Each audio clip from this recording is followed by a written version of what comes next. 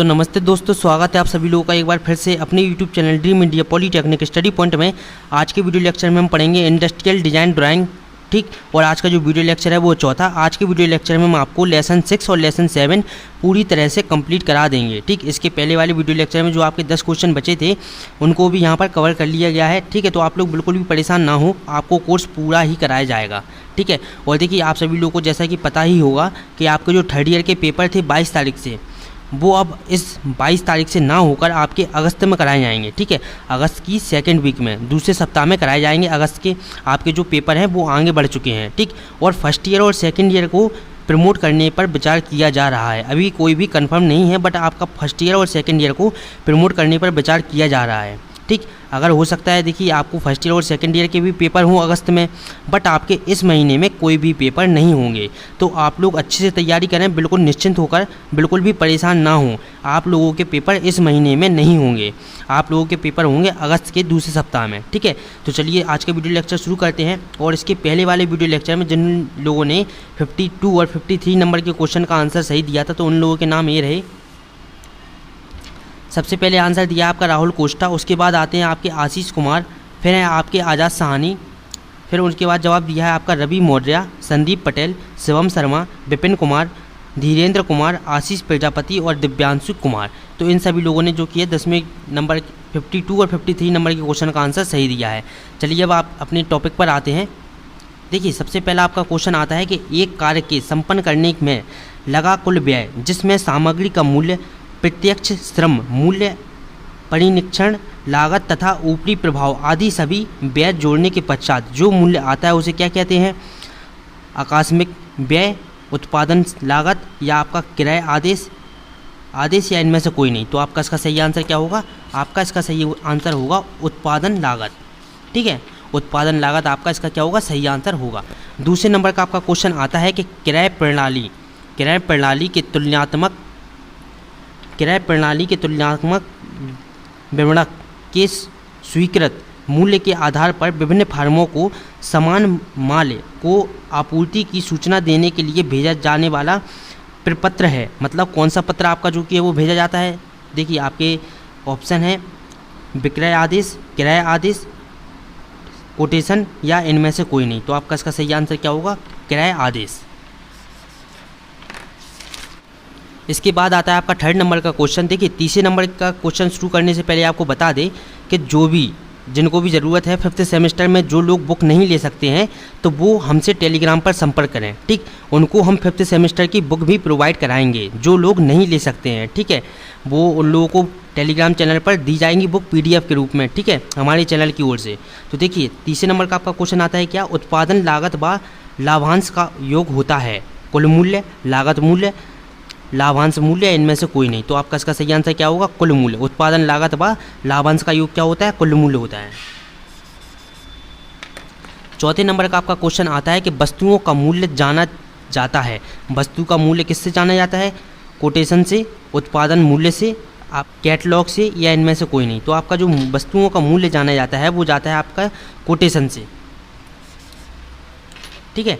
इसके बाद आता है आपका 5वें नंबर का क्वेश्चन कि कोटेशन का एक विस्तृत एवं सुधरा हुआ रूप है। कोटेशन का एक विस्तृत एवं सुधरा हुआ रूप कौन सा है? निविदा, कैटलॉग, ठीक, कुल मूल्य या इनमें से कोई नहीं। तो आपका इसका सही आंसर क्या होगा? कैटलॉग। 6वें नंबर का आपका क्वेश्चन आता है कि किसी वस्तु का उत्पादन शुद्ध केंद्रीय व स्थानीय कर रहित मूल्य कहलाता है। स्थानीय कर रहित मूल्य क्या कहलाता है? आपका सूची मूल्य, विक्रय मूल्य, दोनों या इनमें से कोई नहीं। तो आपका इसका सही आंसर क्या होगा? सूची मूल्य आपका कहलाता है। जितने भी आपको MCQ टाइप क्वेश्चन बताए जा रहे हैं आप उनको जरूर से नोट करते हुए चलें, ठीक है। वह निविदा जिसमें ठेकेदारों से प्रत्येक आइटम या प्रत्येक वस्तु की बोली का उल्लेख करने के लिए कहा जाता है। आपका क्या कहलाता है? एकल निविदा, विक्रय मूल्य, आइटम रेट निविदा या आपका खुला निविदा। तो आपका क्या इसमें से आंसर सही क्या होगा? आइटम रेट निविदा या वस्तु रेट निविदा।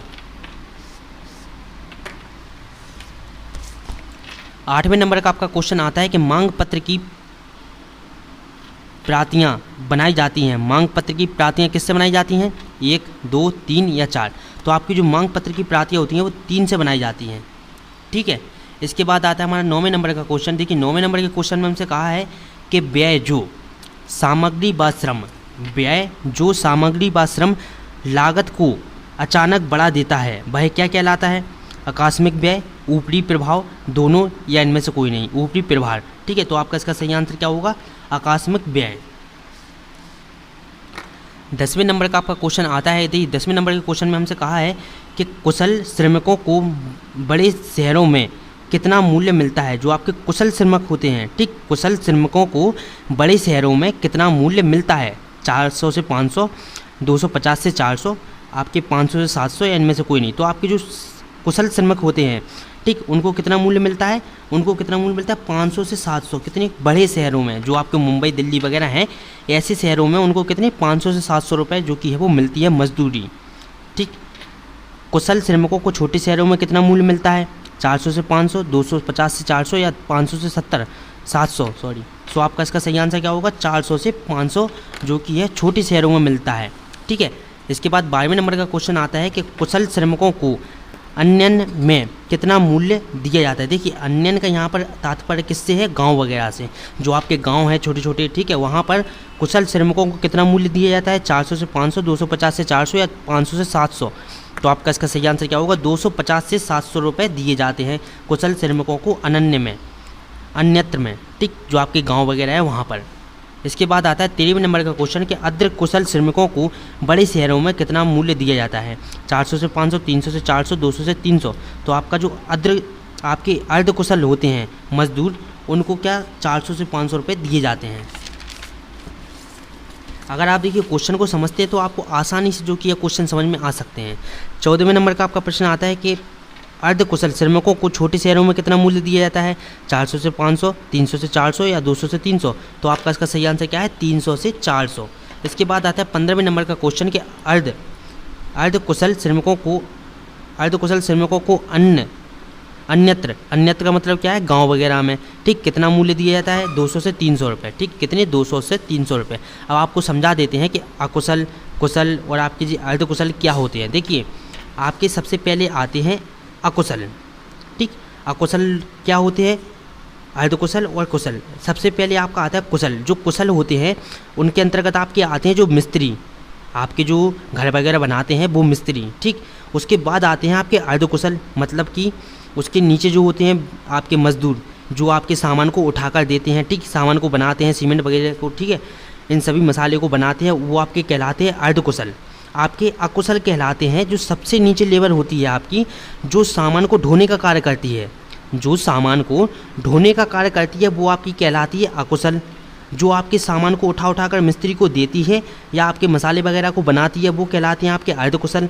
और सबसे कुशल कौन होते हैं? जो आपके घर वगैरह को बनाते हैं, मिस्त्री, मेन आदमी, ठीक है, वो आपके होते हैं कुशल।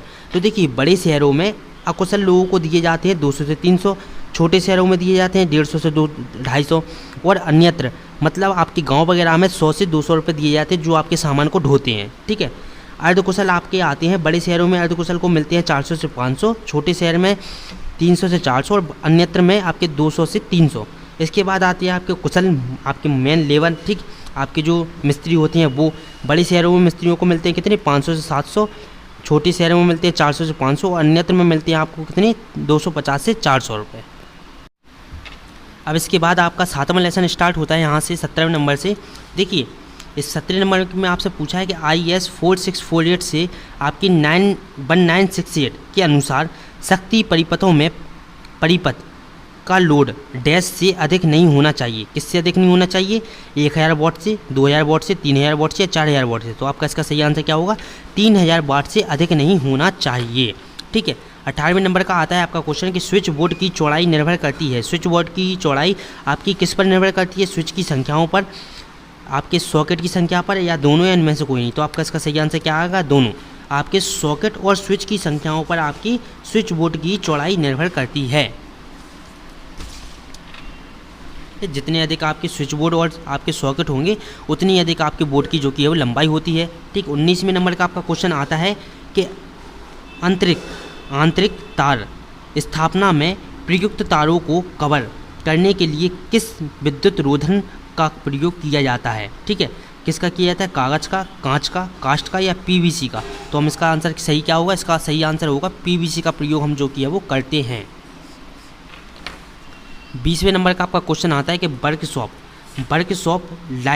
वर्कशॉप लाइटिंग के लिए निम्न में से कौन सी वायरिंग की वरीयता या इस्तेमाल की जाती है। आपकी कौन सी वायरिंग इस्तेमाल की जाती है, कंसील्ड कंड्यूज वायरिंग, ठीक है। 21वें नंबर का आपका क्वेश्चन आता है कि अस्थायी प्रकार की तार स्थापन प्रणाली है, अस्थायी प्रकार की तार स्थापन प्रणाली है, क्या है, कलीट तार स्थापना, वृक्ष प्रणाली, दोनों या इनमें से कोई नहीं। तो आपका इसका सही आंसर क्या होगा, कलीट तार स्थापना।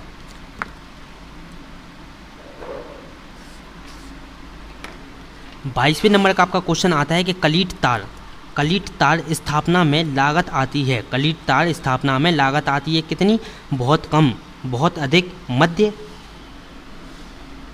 या आपका इनमें से कोई नहीं। तो आपका इसका सही आंसर क्या होगा, बहुत अधिक। 23वें नंबर का आपका क्वेश्चन आता है कि सार्वजनिक भवन गोदामों, ठीक है, सार्वजनिक भवन या गोदामों व प्रयोगशालाओं के लिए प्रयोग की जाती है कौन सी, वाहक नली तार स्थापना। देखिए आप क्वेश्चन को सारे को अच्छे से पढ़ते चलें और जो हमने आपको पीडीएफ दे दी है क्वेश्चन बैंक की, आप उनको भी ज़रा पढ़ते हुए चलें। 24 नंबर का आपका क्वेश्चन आता है कि अस्थायी प्रतिष्ठानों के लिए उपयुक्त है, क्या है, कलीट तार स्थापन, कास्ट आवरण तार स्थापन या आपका बैटन तार स्थापन। तो आपका इसका सही आंसर क्या होगा, कलीट तार स्थापन।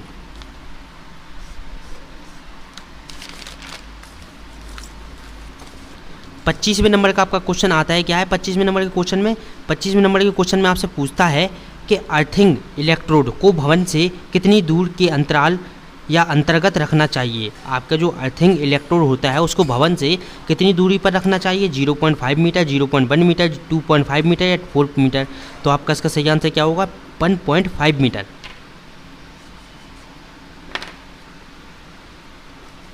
26 नंबर के क्वेश्चन में आपसे पूछता है कि तार की मोटाई ज्ञात करने के लिए उपयोग करते हैं, क्या, वायर गेज, मीटर गेज, मानक गेज। तो आपका इसका सही आंसर क्या होगा, वायर गेज का उपयोग हम करते हैं तार की मोटाई ज्ञात करने के लिए। 27 नंबर के आपके क्वेश्चन में पूछता है कि कुछ मुख्य तार स्थापन साधनों के नाम लिखिए, तारों के नाम लिखिए, ठीक है, साधनों के नाम लिखिए, स्विच, मेन स्विच, सॉकेट तथा प्लग, लैंप होल्डर या आपका फ्यूज या सर्किट बॉक्स। तो ये सभी आपके क्या है, मुख्य तार स्थापना साधन है आपके ये सभी, ठीक है। 28 नंबर के क्वेश्चन में देखिए क्या पूछा गया, 28 नंबर के क्वेश्चन में से पूछा गया है कि गृह प्रयोगों शक्ति उपकरण हैं, गृह मतलब जो हम घरों में यूज करते हैं वो शक्ति उपकरण कौन कौन से हैं, कूलर, गीजर, हीटर, फ्रिज आदि, ठीक है। और आपके इसका सही आंसर क्या होगा, ये सभी, आपका इसका आंसर होगा ये सभी, ठीक है। 29वें नंबर के क्वेश्चन में आपसे पूछता है कि क्लीट की परस्पर दूरी समान होती है, जो आपकी क्लीट होती है उसकी परस्पर दूरी कितनी होती है, 20 सेंटीमीटर, 30 सेंटीमीटर, 40 सेंटीमीटर या 60 सेंटीमीटर। तो आपका इसका सही आंसर क्या होगा, 30 सेंटीमीटर। 30वें नंबर के क्वेश्चन में आपसे पूछता है, 30वें नंबर के क्वेश्चन में पूछा है कि देखिए किसी विद्युत संस्थापना में विद्युत स्रोत से विद्युत धारा ले जाने तथा विद्युत धार से होकर वापस विद्युत स्रोत तक ले आने में कार्य कौन कार्य करता है, मतलब इसका उपकरण, चालक, विद्युत स्रोत या इनमें से कोई नहीं। तो आपका इसका सही आंसर क्या होगा, चालक।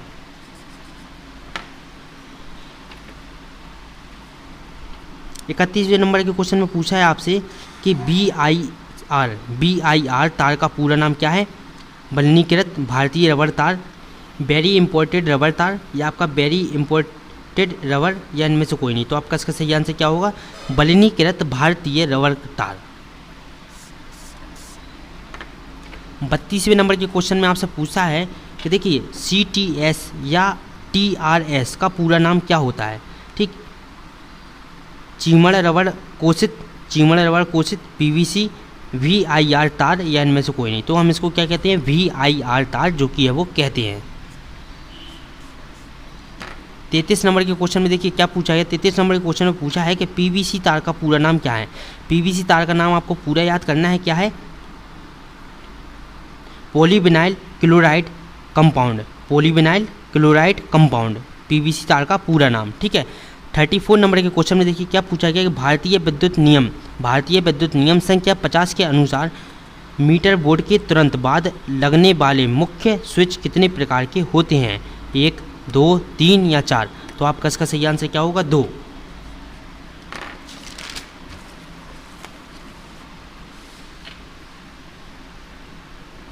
देखिए 35 नंबर के क्वेश्चन में आपसे पूछा है कि मुख्य स्विच के द्वारा, यहाँ से आपके मोस्ट इंपॉर्टेंट क्वेश्चन जो कि वो स्टार्ट होते हैं। देखिए क्या पूछा है, मुख्य स्विच के द्वारा विद्युत सप्लाई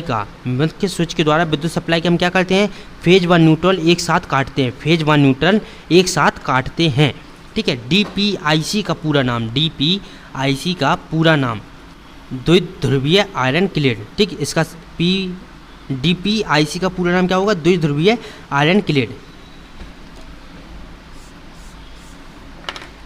37 नंबर के देखिए क्वेश्चन में पूछा है कि वितरण बोर्ड के द्वारा हम क्या करते हैं, परिपथों को विपरीत किया जाता है, परिपथों को एक साथ जोड़ा जाता है, परिपथों को बांटा नहीं जा सकता है या इनमें से कोई नहीं। तो देखिए वितरण बोर्ड के द्वारा हम क्या करते हैं, परिपथों को वितरित, परिपथों को वितरित किया जाता है, ठीक है, विपरीत नहीं है वो। 38 नंबर के क्वेश्चन में देखिए क्या है, 38 नंबर के क्वेश्चन में पूछता है कि फ्यूज की वह न्यूनतम विद्युत धारा जिस पर वह गलकर परिपथों में भंग करता है, परिपथों को क्या करता है, भंग करता है। न्यूनतम विद्युत धारा, अधिकतम विद्युत धारा, फ्यूजन विद्युत धारा या इनमें से कोई नहीं। तो आपका इसका सही आंसर क्या होगा, फ्यूजन विद्युत धारा।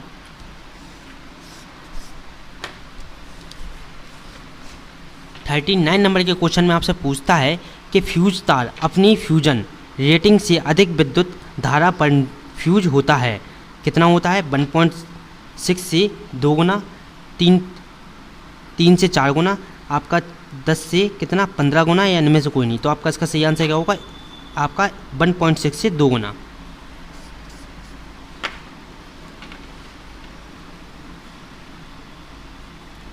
चालीस नंबर के क्वेश्चन में आपसे पूछता है कि HRC फ्यूज की फुल फॉर्म क्या होती है, हाई रेप्टरिंग कैपेसिटी, ठीक है।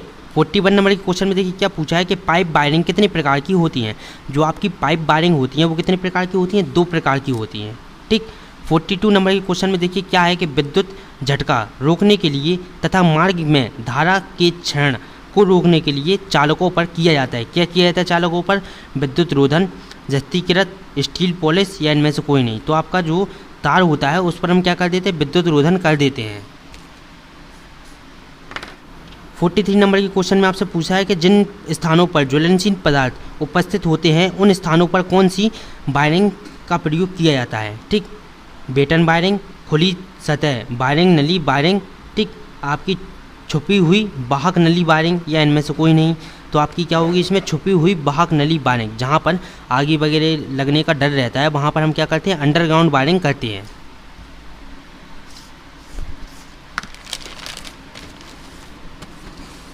देखिए 44 नंबर के क्वेश्चन में आपसे पूछा है कि IE नियम 32 के अनुसार एक फेज सर्किट में न्यूट्रल वायर में नहीं लगा होता है, एक फेज सर्किट में न्यूट्रल वायर में नहीं लगा होता है, क्या, फ्यूज नहीं लगा होता है, ठीक है। 45 नंबर के क्वेश्चन में देखिए क्या है कि मेगर का उपयोग चालकों के बीच चालकों व भूतार के बीच क्या मापने के लिए किया जाता है, क्या मापने के लिए किया जाता है, प्रतिरोध, धारा, वोल्टेज, विद्युत रोधी, रेजिस्टेंस। तो आपका इसका सही आंसर क्या है, वोल्टेज मापने के लिए जो कि है वो किया जाता है इसका उपयोग। 46 नंबर के क्वेश्चन में देखिए क्या पूछा है कि भू परीक्षक का उपयोग किया जाता है। भू परीक्षक का उपयोग किस में किया जाता है, भू परीक्षक का उपयोग मापने के लिए किया जाता है, मापने के लिए किया जाता है। 47 नंबर के क्वेश्चन में देखिए क्या है कि 4 ध्रुवीय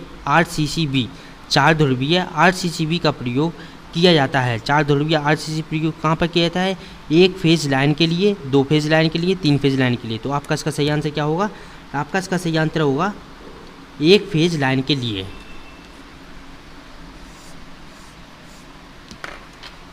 48 नंबर के क्वेश्चन में देखिए आपसे क्या पूछा है कि पोल्स के आधार पर RCCB कितने प्रकार की होती हैं। पोल्स के आधार पर RCCB आपकी कितने प्रकार की होती हैं, ठीक है। तो आपका इसका सही आंसर क्या होगा, 2, ठीक। पोल्स के आधार पर RCCB कितने प्रकार के होते हैं, 2 प्रकार के होते हैं। देखिए और एक चीज़ 47 नंबर के क्वेश्चन में हमने गलती से आपका ए लगा दिया है, आपका सही आंसर क्या होगा, सी होगा, ठीक। ये आपका नहीं होगा, ये आपका जो कि है वो नहीं होगा। आपका आंसर क्या होगा, 3 फेज लाइन के लिए 4 ध्रुवीय RCCB का प्रयोग करते हैं, ठीक। अब 49 और 50 नंबर के क्वेश्चन का आंसर आप लोगों को देना है कि MCB का फुल फॉर्म क्या होता है, ठीक। और आपका दूसरा क्वेश्चन क्या है, MCB किस कैपेसिटी तक की होती हैं। आपकी MCB कितनी कैपेसिटी तक की होती हैं, 40 एम्पियर, 60 एम्पियर, 16 एम्पियर या 100 एम्पियर। तो इन दोनों का आंसर आप लोगों को देना है, जो कि ठीक है। इसके बाद आपको हम बता दें कि इसके पहले वाला वीडियो लेक्चर जो था उसमें आपके 52 और 53 नंबर के क्वेश्चन का आंसर क्या था। देखिए 52 नंबर की आपका क्वेश्चन क्या था, मानक वायरिंग आरेख प्रतीक का सिंबल कौन सा है। मानक वायरिंग आरेख का आपका सिंबल है ये वाला, देखिए ये है आपका सही सिंबल, ठीक है। 53 नंबर के क्वेश्चन में आपसे पूछा था कि फ्यूज का सिंबल है, फ्यूज का सिंबल कौन सा था, ये वाला था, डी, ठीक। तो आपका आंसर क्या था, सी और डी, ठीक। इसके बाद आपको बता दें यहाँ पर कि देखिए आपका ये ऑप्शन ए है, ये है आपका टोगल स्विच का सिंबल, ये है आपका पशु बटन स्विच का सिंबल और ये है आपका डायोड का सिंबल। तो देखिए इसी तरह से आपको आगे भी वीडियो मिलती रहेंगी, बस आप सभी लोग सपोर्ट करते रहें, ठीक। और देखिए आप सभी लोग टेलीग्राम चैनल को ज़रूर से ज्वाइन करें। आपकी जो भी लेटेस्ट न्यूज़ आती है, नई न्यूज़, ठीक, उसकी वीडियो ना बनाकर हम आपको टेलीग्राम चैनल पर डाल देते हैं, तो वहाँ से आपको पता चल सकती है हर न्यूज़। जो भी आपकी पॉलीटेक्निक से रिलेटेड कोई भी न्यूज़ आती है आपको टेलीग्राम चैनल पर दे दी जाती हैं। तो इसलिए आप लोग टेलीग्राम चैनल को ज़रूर से ज्वाइन करें। और देखिए 5th सेमेस्टर के जो भी बुक लेने में असमर्थ हैं, ठीक, जो भी बुक नहीं ले सकते हैं, तो वो हमसे कांटेक्ट करें टेलीग्राम चैनल पर, हम उनको बुक फ्री में देंगे, ठीक। बिल्कुल भी परेशान ना हो, आप सभी लोगों को चैनल की तरफ से जितनी सुविधाएं हो सकती हैं उतनी सुविधाएं आपको दी जाएंगी।